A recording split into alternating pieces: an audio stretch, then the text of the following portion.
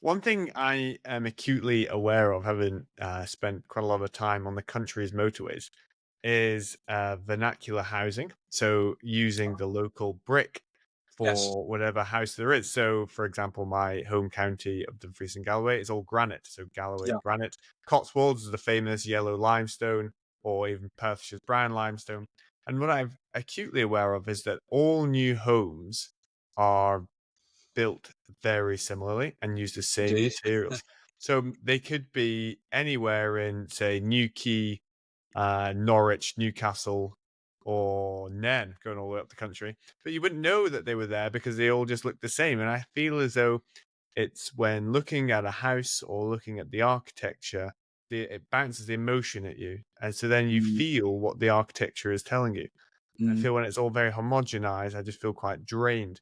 But when I can go around to an area and see what the architecture was like, say, 100 years ago, just before the war or whatever, when it was very localized, mm. I just find it a lot more enjoyable.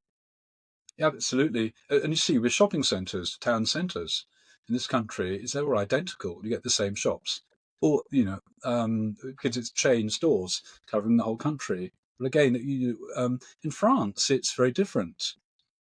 It's very different, and we go from one region to another. You see the difference, and I think there is more of an effort in housing to houses to blend in and to use, to be part to fit in with what was there before, and certainly, and you have independent retailers, independent pharmacists. You go into pharmacist in France; it's locally owned, and it's absolutely beautiful. It's absolutely glittering, gleaming. The service is incredible.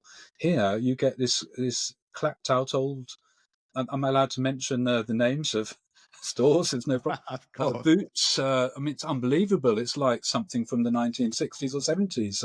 Hasn't been updated. The WH Smith was the same, but Boots is just it's appalling because it's a chain store. I think it's American owned now. So why can't we have local, local businesses, local initiatives, and back that? And if a national chain wants to get involved, has to be on terms of local people. And we have it with our supermarkets too, of course. With but yeah, so as you say, we have to move towards localism. You don't have to be a conservative to think that, but it is part of conservatism. But I don't think it's part of liberalism, which is the dominant ideology, which is markets, markets, markets, um, which is damaging. So this whole markets.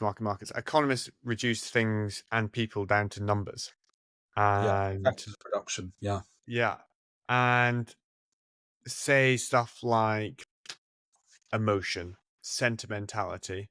On the surface, there are traits associated often with the left, but it was really through reading Roger Scruton that love.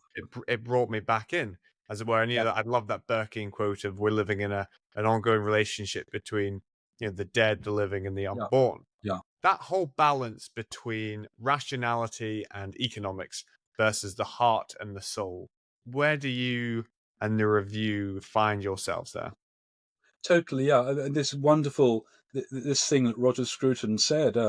He writes, but he said it in his um, speech I heard just before he died. Uh, he said that the essence is conservatism is a philosophy of love.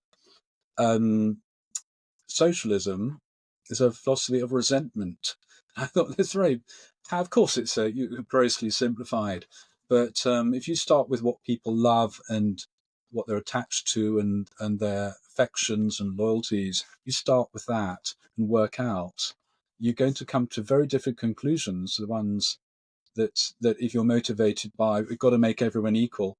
It's terrible that people aren't equal. You've got to start and work. You're going to come to a very different endpoint. So it is all about starting with people as they are. Yeah, of course you want, and to try to have a society in which people behave as well as they can do. You want to bring people up to be in the old fashioned um, sense virtuous, to actually behave well and to live well. Of course you do, but people are humans. They're not.